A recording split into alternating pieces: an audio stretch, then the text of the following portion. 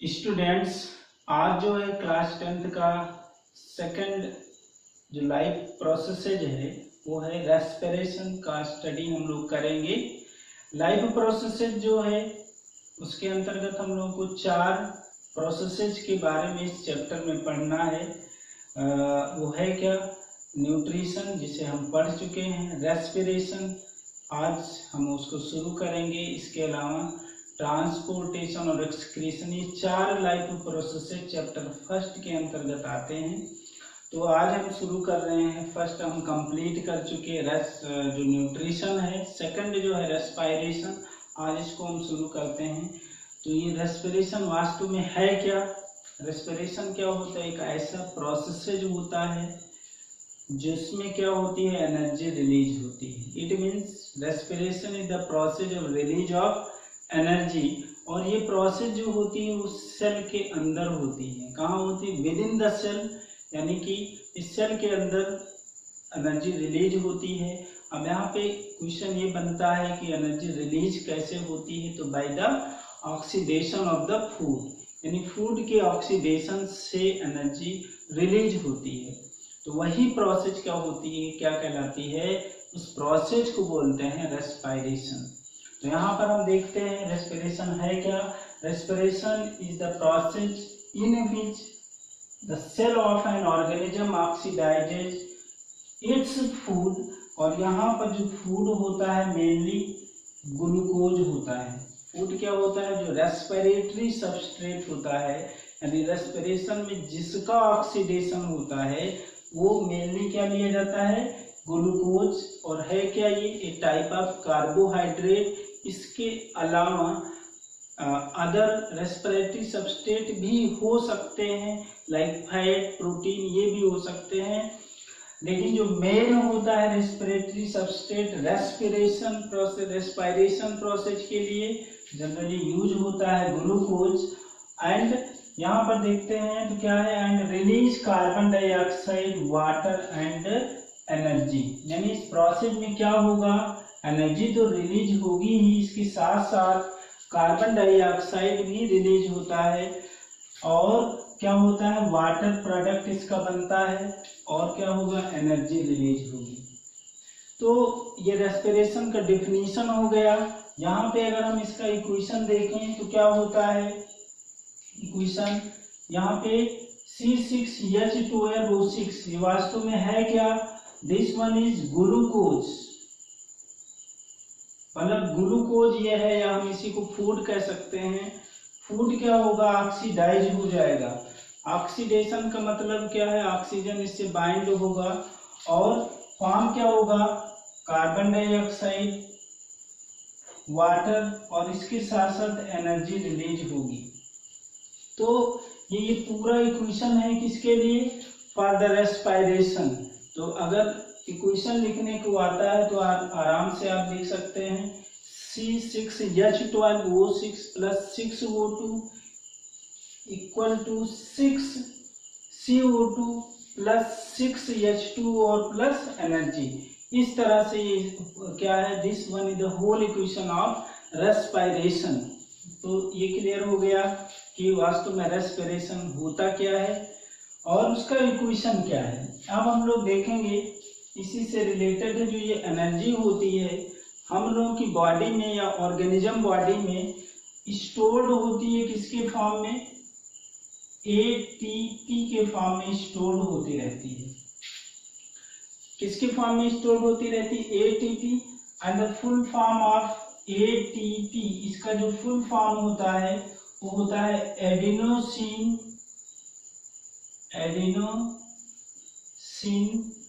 Triphosphate.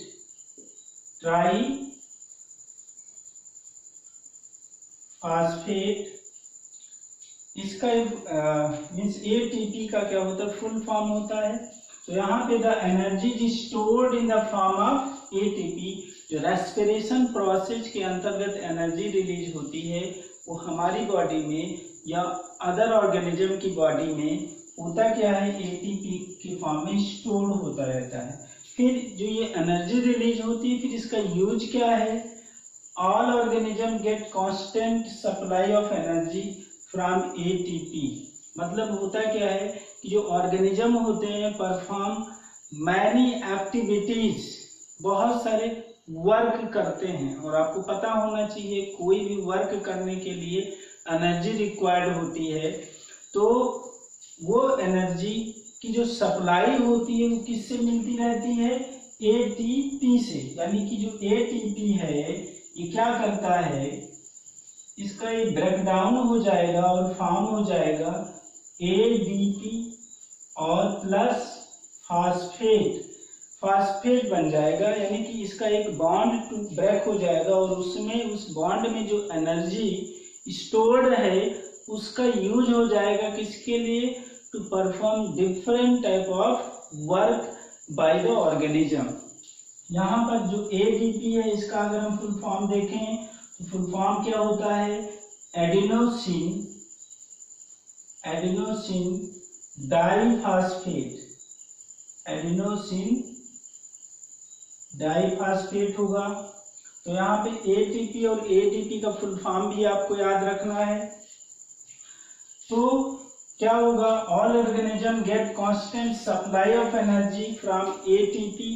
ATP से क्या होगा, एनर्जी की सप्लाई मिलती रहेगी। वो कैसे मिलेगी, जब एटीपी इन दो प्रोडक्ट में ब्रेक हो जाएगा तब एनर्जी रिलीज होगी और उस एनर्जी का यूज डिफरेंट वर्क में ऑर्गेनिज्म करते हैं। अब यहाँ पर वो ऑर्गेनिज्म जो होते हैं किन किन वर्क में जो है एनर्जी को यूज करते हैं वो हम जानेंगे। तो यहाँ पे दिया गया है, क्वेश्चन किया जा रहा है, why do organism need energy. Energy की क्यों इनको रिक्वायरमेंट होती है ऑर्गेनिज्म को, जो लिविंग है उनको एनर्जी की रिक्वायरमेंट क्यों होती है। तो यहाँ पे देखिए जो सबस्ट्रेट दिया गया, रेस्पिरेशन यहाँ पे दिखाया गया, सबस्ट्रेट मतलब यहाँ पे हम लिख सकते हैं ग्लूकोज या फूड लिखा जा सकता है। ये क्या होता है, इसका ब्रेकडाउन होता है और ये जो प्रोडक्ट आपको पता है in the product of the respiration वो है क्या, कार्बन डाइऑक्साइड एंड वाटर। तो ये कार्बन डाइऑक्साइड हो गया और वाटर ये फॉर्म होता है और इसके साथ साथ क्या होती है, ये एनर्जी रिलीज होती है। इस एनर्जी का यूज जो है वो एनर्जी किसके फॉर्म में बॉडी में स्टोर होती है, एटीपी के फॉर्म में। तो ये जो एटीपी है वो ऑर्गेनिज्म बॉडी में या ऑर्गेनिज्म के थ्रू डिफरेंट वर्क परफॉर्म किया जाता है। वो वर्क क्या है, फर्स्ट वन मसिल कॉन्ट्रैक्शन। जो मसिल होगी यानी कि मसिल समय हम कॉन्ट्रैक्ट कर सकते हैं, रिलैक्स कर सकते हैं, लेकिन इसके लिए रिक्वायर क्या होती है, एनर्जी। बिना एनर्जी के मसिल का कॉन्ट्रैक्शन नहीं हो सकता और अगर मसिल्स को कॉन्ट्रैक्शन नहीं होगा तो हम कोई मूवमेंट या ऑर्गेनिज्म कोई मूवमेंट परफॉर्म नहीं कर पाएगी। तो इसके लिए एनर्जी की रिक्वायरमेंट होगी, किसके लिए, फॉर मसिल्स कॉन्ट्रैक्शन। इसके अलावा for locomotion and movement. Locomotion का मतलब होता है जो ऑर्गेनिज्म को means the body of whole body of the organism move from one place to another place.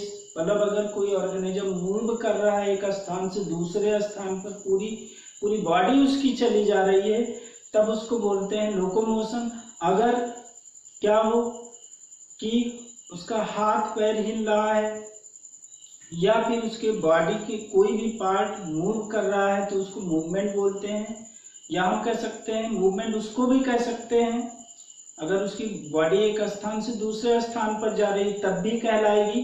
तो कहने का मतलब कि लोको मोशन जो है लोको मूवमेंट कह सकते हैं, लेकिन क्या होगा कि जो मूवमेंट है उसको लोकोमोशन नहीं कर सकते हैं, क्योंकि लोकोमोशन का मतलब होता है होल बॉडी क्या करे, move from one place to another place.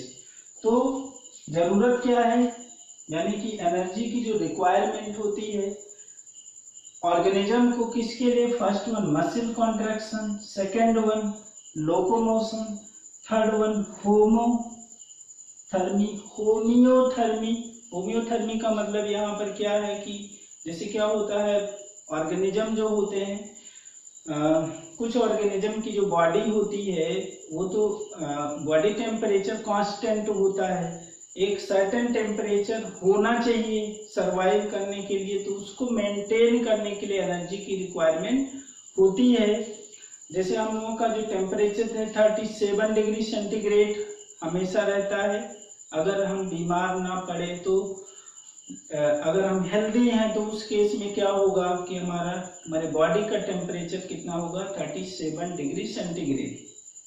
तो उसको हमेशा बनाए रखने के लिए, हर मौसम में बनाए रखने के लिए क्या होगा, बॉडी हमारी वर्क करती है और उसके लिए ज़रूरत क्या होती है, एनर्जी की।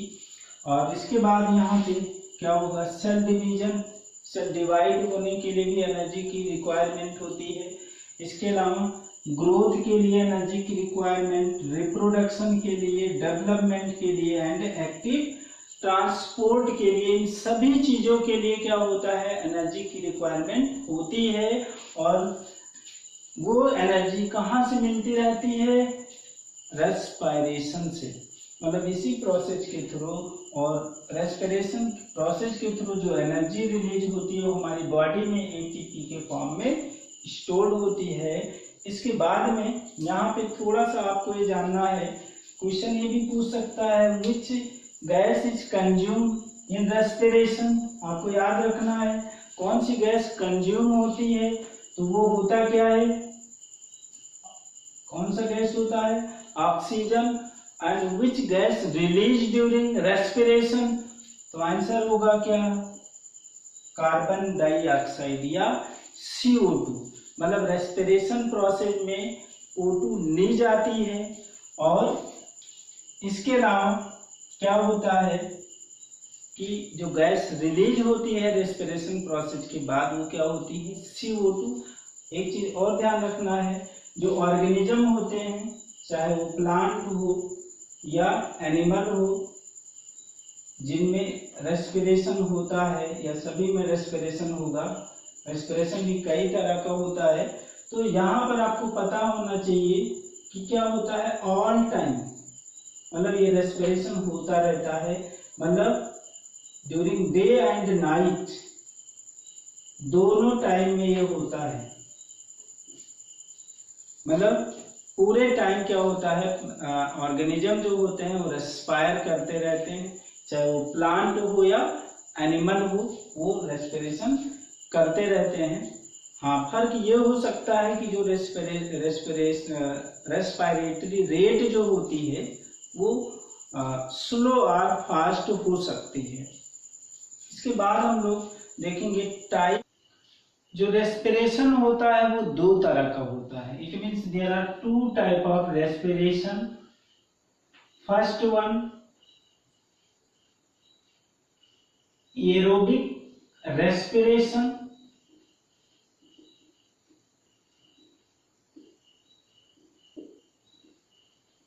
and second one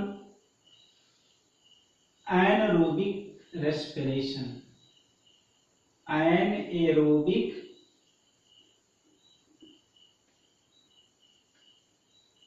respiration। ये दो तरह का रेस्पिरेशन होता है। अब हम इसको समझ लेंगे फिर इसको बताते हैं। जैसा कि रेस्पिरेशन हम जान चुके हैं, respiration, this one is the process of release of energy by oxidation of the food। मतलब क्या है, फूड के ऑक्सीडेशन से क्या होता है, यहाँ पर क्या होगा, oxidation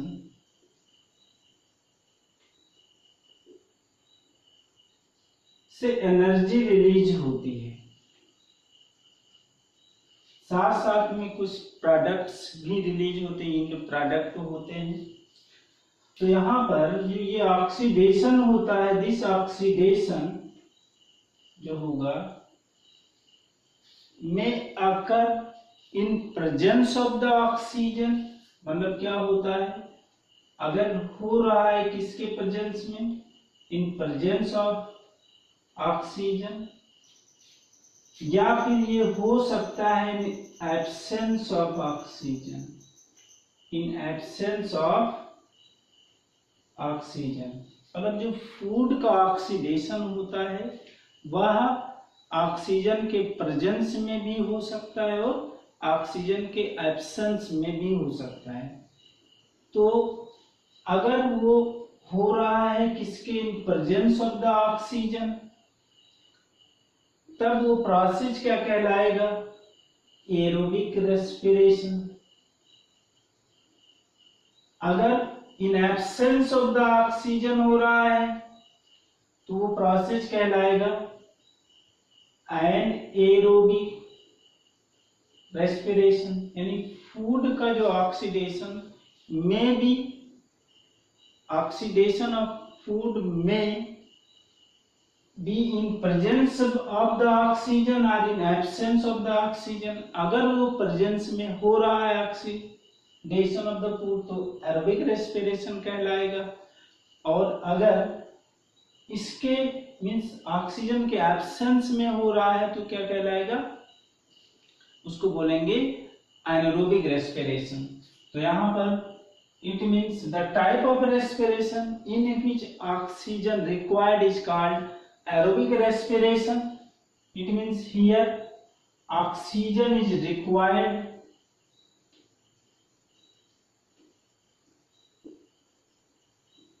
so that type of respiration is called aerobic respiration.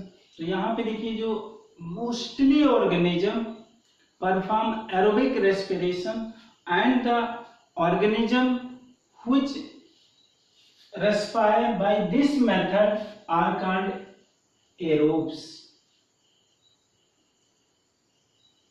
उनको क्या बोलते हैं, एरोब्स बोलते हैं, और एरोबिक ऑर्गेनिज्म कहेंगे।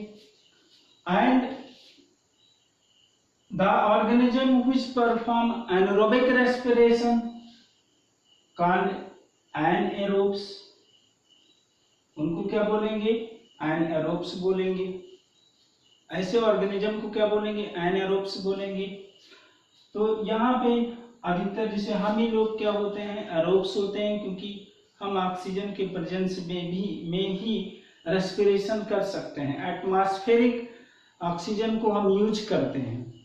लेकिन कुछ ऑर्गेनिज्म लाइक बैक्टीरिया, ईस्ट, ये सभी क्या करते हैं, ऑक्सीजन के एब्सेंस में रेस्पिरेशन करते हैं। तो ऐसे ऑर्गेनिज्म को बोलेंगे एनारोब्स बोलेंगे।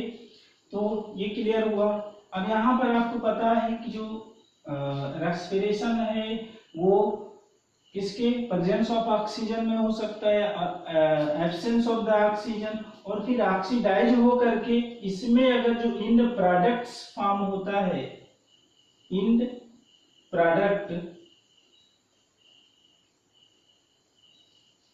तो यहां पर जो इंड प्रोडक्ट होता है वो CO2 एंड H2O फॉर्म होता है। It means the end product of the aerobic respiration is CO2 and H2O, while the end product मतलब जो फूड ऑक्सीडाइज होगा तो क्या फॉर्म करेगा, यहाँ पर इथेनॉल मतलब ethyl alcohol and carbon dioxide produce करेगा, C2H5OH and carbon dioxide.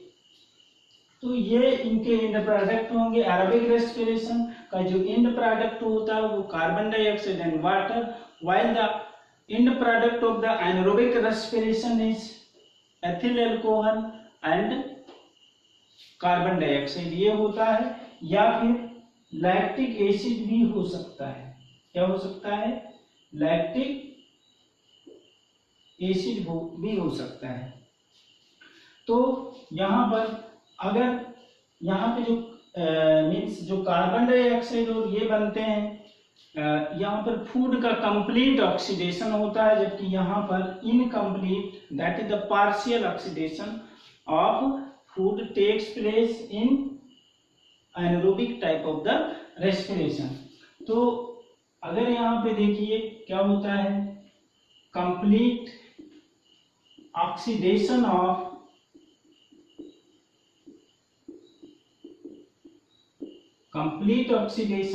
food.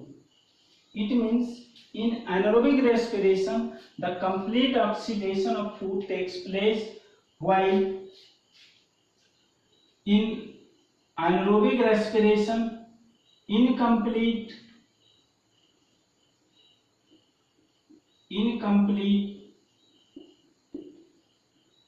oxidation of food. यहाँ पे क्या होता है, O2 is not required, O2 is not required. इसके अलावा अगर हम इन द प्रोडक्ट्स देखें, इन द प्रोडक्ट ऑफ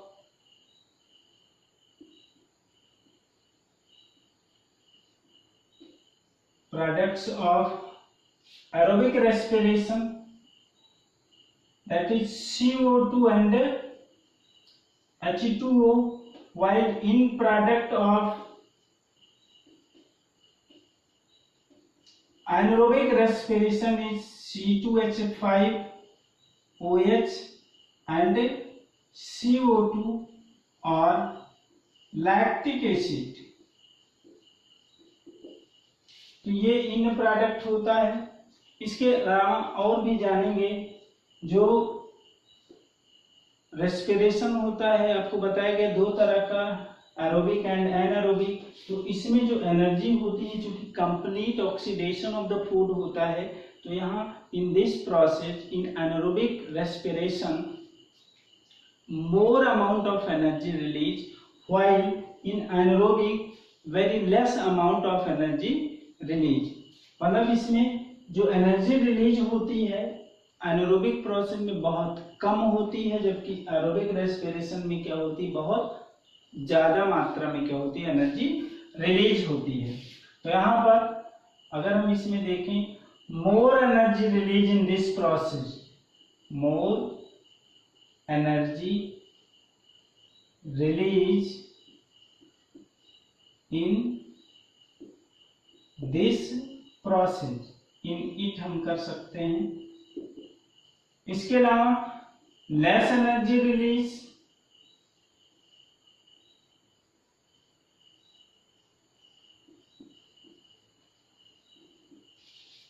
अब यहाँ पे थोड़ा सा आपको जान लेना है इसके इक्वेशन।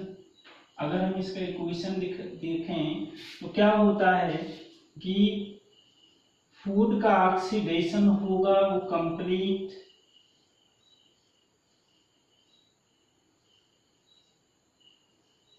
और ये फॉर्म क्या करेगा, कार्बन डाइऑक्साइड एंड वाटर, और यहाँ पर energy, more energy 38 ATP energy इस प्रोसेस में रिलीज होती है एरोबिक रेस्पिरेशन में। और एनारोबिक रेस्पिरेशन में क्या होता है, ग्लूकोज का इनकम्प्लीट ऑक्सीडेशन होता है, फूड का इनकम्प्लीट ऑक्सीडेशन होता है, और क्या होगा यहाँ पर एथिल एल्कोहल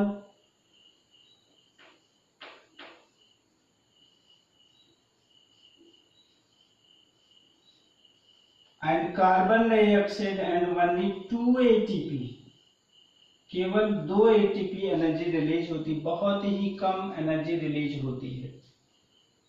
आपको पता होना चाहिए this type of respiration is found in most of the organism, ये अधिकतर ऑर्गेनिज्म में एरोबिक रेस्पिरेशन होता है, but this type of respiration occur in some organism like bacteria. इसके अलावा ईस्ट, इसमें क्या होता है, एनारोबिक रेस्पिरेशन होता है, और अधिकतर ऑर्गेनिज्म में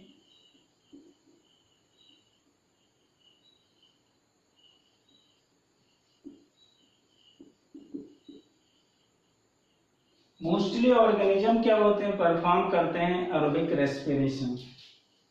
तो यहाँ पर ये दो तरह का रेस्पिरेशन होता है। इसके बाद हम एक फ्लो चार्ट से इसको समझा रहे हैं कि वास्तव में जो टाइप ऑफ रेस्पिरेशन है उसको दिखा रहे हैं। हाँ, एक चीज और यहाँ पर थोड़ा सा जान लेंगे, जो एनारोबिक रेस्पिरेशन है आल्सो कॉल्ड फर्मेंटेशन।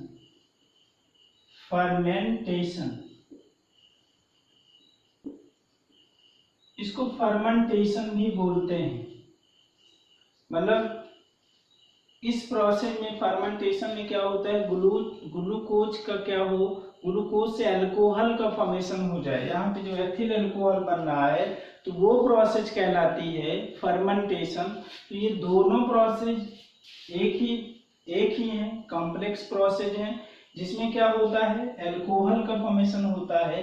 बट थोड़ा सा डिफरेंट है कि जो एरोबिक रेस्पिरेशन होता है, एनारोबिक रेस्पिरेशन जो होता है takes place inside the cell, while anaerobic respiration takes that is the fermentation takes place outside of the cell। ये सेल के बाहर होता है। अगर सेल के बाहर ये प्रोसेस हो रही है, ग्लूकोज से अल्कोहल का फॉर्मेशन हो रहा है, तब वो प्रोसेस कहलाती है फर्मेंटेशन। यहाँ पर एंजाइम, चूंकि रेस्पिरेशन जो है टोटली एंजाइमेटिक रिएक्शन है, मतलब रिएक्शन बहुत सारे रिएक्शन से हो करके तब ये इंड प्रोडक्ट फॉर्म होते हैं।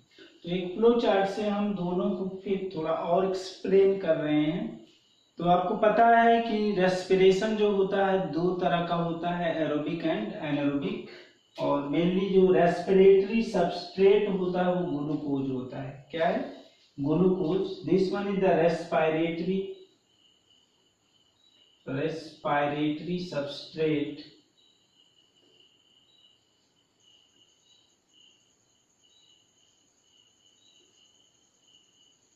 होता क्या है, सबसे पहले यह जो ग्लूकोज मॉलिक्यूल होता है वह कन्वर्ट होता है पायरुविक एसिड में। पायरुविक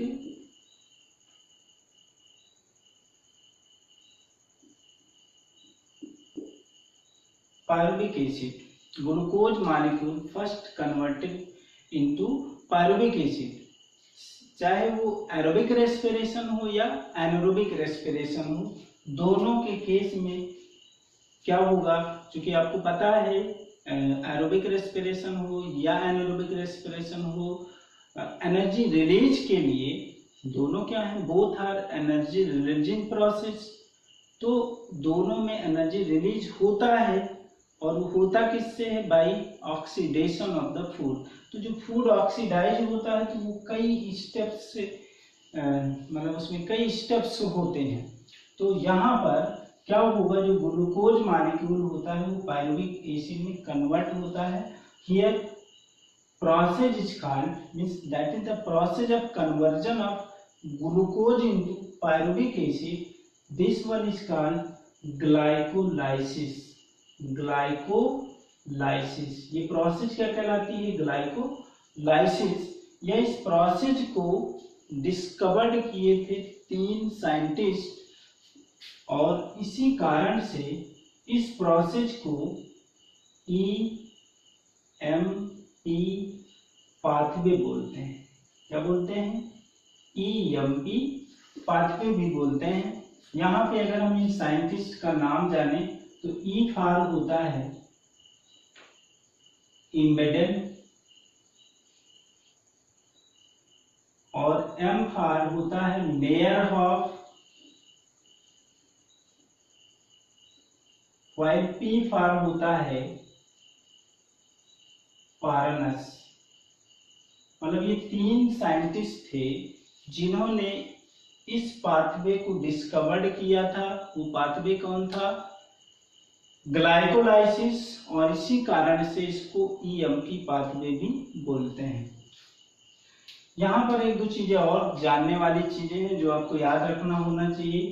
ये प्रोसेस जो होती है, this process takes place in cytoplasm. क्योंकि आपको पता है रेस्पिरेशन टेक्स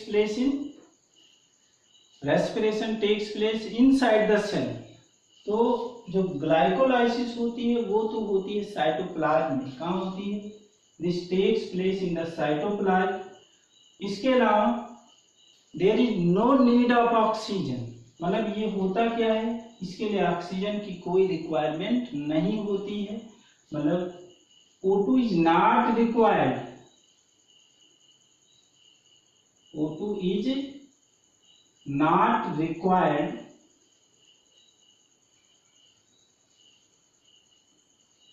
देखिए दोनों प्रोसेस के लिए कॉमन होता है। Glycolysis is common for both type of the respiration, aerobic respiration as well as anaerobic respiration, दोनों में ये होगा।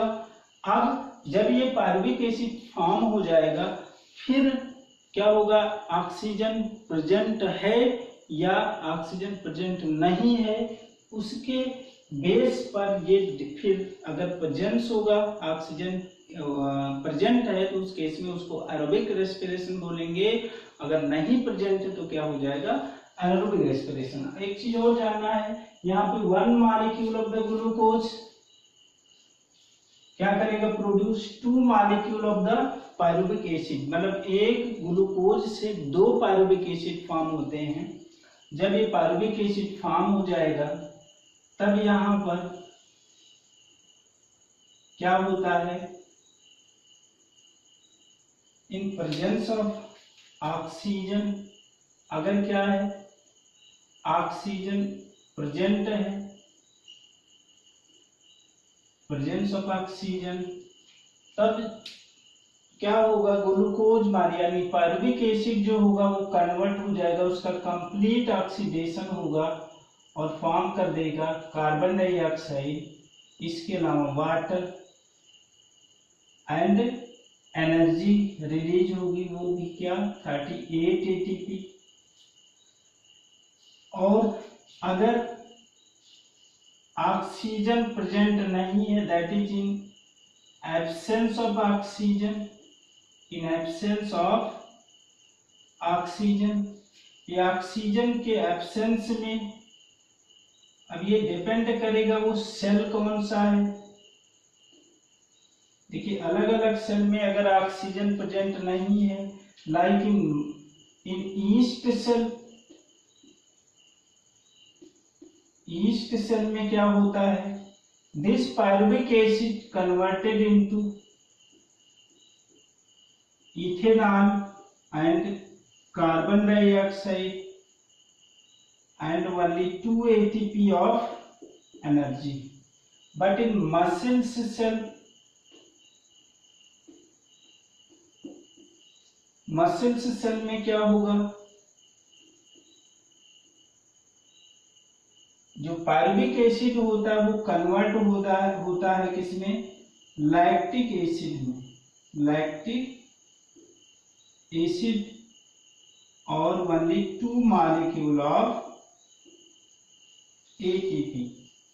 तो यहाँ पर देखिए एक ग्लूकोज मॉलिक्यूल क्या होता है, 2 पायरुविक एसिड में कन्वर्ट होता है। यहाँ पे इस प्रोसेस को बोलते हैं ग्लाइकोलाइसिस या EMP पाथवे बोलते हैं। And this process that is the glycolysis takes place in the cytoplasm and there is no need of oxygen. अब क्या होगा, जब पायरुविक एसिड फॉर्म हो जाता है तब ऑक्सीजन अगर प्रेजेंट है तो ये प्रोसेस जो होगी वो होती कहाँ है, वो माइटोकॉन्ड्रिया में होता है। अगर ऑक्सीजन प्रेजेंट है तो माइटोकॉन्ड्रिया में क्या होगा, इसका ब्रेकडाउन हो जाता है पायरुविक एसिड का, यानी कंप्लीट ऑक्सीडेशन होता है और कार्बन डाइऑक्साइड और वाटर मॉलिक्यूल फॉर्म होते हैं और ये लॉट ऑफ एनर्जी रिलीज होती है, बहुत ज्यादा एनर्जी रिलीज होती है। अगर ऑक्सीजन प्रेजेंट नहीं है तो क्या होगा, क्योंकि आपको पहले ही बताया जा चुका है, ऐसे रेस्पिरेशन को जो ऑक्सीजन के एब्सेंस में हो उसको एनारोबिक बोलते हैं। And anaerobic respiration is limited, found in limited organism, कुछ ही ऑर्गेनिज्म में मिलता है। तो जैसे ये ईस्ट में अगर है तो क्या होगा, इथेनॉल होगा, या बैक्टीरिया में क्या होगा, इथेनॉल और that is carbon dioxide form होगा। और अगर ये मसल्स चल रहे हैं तो उसमें लैक्टिक एसिड का फॉर्मेशन होगा और जो एनर्जी होगी वो बहुत ही कम होगी। तो इस तरह से क्या हुआ कि आज हम लोग जो पढ़े रेस्पिरेशन, इसके अलावा उसका डिफिनीशन, उसका इक्वेशन, इसके साथ साथ टाइप ऑफ रेस्पिरेशन। अगर डिफरेंस लिखने को आ रहा है तो आप बड़े आराम से लिख सकते हैं, what are difference between aerobic respiration and anaerobic respiration. या इसका फ्लो चार्ट भी कभी कदार आ जाता है जिसमें कुछ टर्म्स मिस कर दिए जाते हैं और उन टर्म्स को याद रखना होगा, जैसे यहाँ पे छोड़ दिया गया, आपको फिल करना हो। तो ऐसे भी क्वेश्चन पूछे जा सकते हैं। तो आप वीडियो को क्या करिए, देखिए। अगर कोई समस्या बन रही है तो कमेंट बॉक्स में कमेंट करिए, फिर अगले वीडियो में मैं उस जो समस्या होगी उसको कंप्लीट कर दूंगा, उसको दूर कर दूंगा।